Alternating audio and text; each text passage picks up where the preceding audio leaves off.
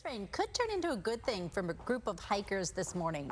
Maria is live out at the Scottsdale McDowell Sonoran Preserve, where this might be good for their training. So Maria, explain what they're going to be doing soon.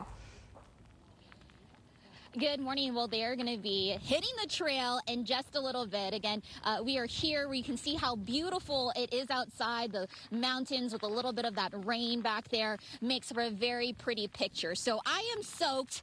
We've been standing out here in the rain for quite some time, but I'm not going to be the only one. So come on this way, because we want to introduce you to Isabella McCune. If you remember her name, we actually have some video of her when she was released from the hospital 9 months after being in Valleywise Health's burn center, just because she had this accident that happened to her. The fire pit exploded and ended up burning 65% of her body.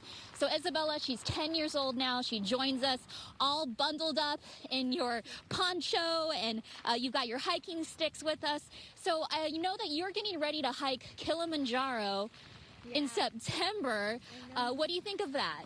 It's crazy. It's a one in a lifetime thing for a lot of people, and I get to do it, and I get to walk for anyone who can't walk or who can't go to Kilimanjaro. Okay, tell us how you're doing now. It's been a year since you've been released from the hospital. You look great. You feel great? Yeah, I'm so much better since I came out of the hospital. Okay, and I know that it's raining, but part of the rain is because of training. So we're going to go down the line. Look at all these people who showed up in raincoats, but this woman right here, Kristen, in shorts, and that's because she's a professional, okay? She's with K2. You're planning this big Kilimanjaro hike for burn survivors. Let's really talk about safety right now, because a lot of people were watching this rain come down. We know that it's dangerous to cross flooded washes. How safe is it to do this hike right now? It's very safe. As far as Kevin and I are concerned, we work really hard at making sure safety is our #1 priority for everything we do.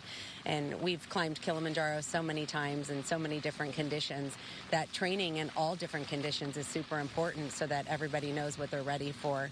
And we'll make sure that we take it one step at a time. We'll go nice and slow, and we'll watch every single thing that every one of our clients is doing. So what does it take to hike Kilimanjaro? I mean, we've got burn survivors, 10 of them, that are set to go with you guys to Africa, the tallest mountain in Africa. A lot of preparation. Kevin and I are going to be talking to all of their doctors, making sure that all of their conditions are safe, making sure that we look at each and every individual person and make sure that each person is going to be taken care of differently, because every person is different. But time in the outdoors is healing, and it's the greatest thing that a person can do, especially when they're looking at changing their lives when they come back, and it will. Okay, and speaking of healing, that's why we have Nate here with Valleywise Health's Arizona's Burn Center. I'm in a puddle, but you know what? At this point, I should just give up. So tell us about what kind of money you're raising and for what, and that mental health aspect of this hike. Sure, absolutely. So a lot of people know us for our Arizona Burn Center at Valleywise, but this is really bigger than that. So it's bigger than raising money for our new Burn Survivorship Center. It's bigger than a climb. It's really about showing our country what Arizona can do when we rise together. So people at home who are warm on the couch, how can they help? Oh my gosh, go to courage-rising.org.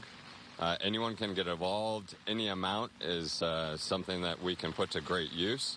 And you can also give us shout-outs on Facebook. You can cheer for us. You can follow us.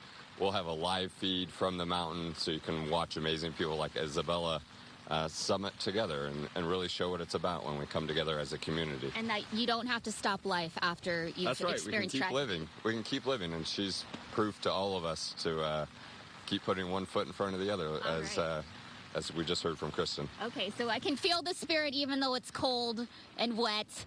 Isabella, if you can count to 3, let's send everybody back to the station. We've got Jamie and Kylie on the desk. Can you count to a big 1, 2, 3? And you guys know what to do. Ready?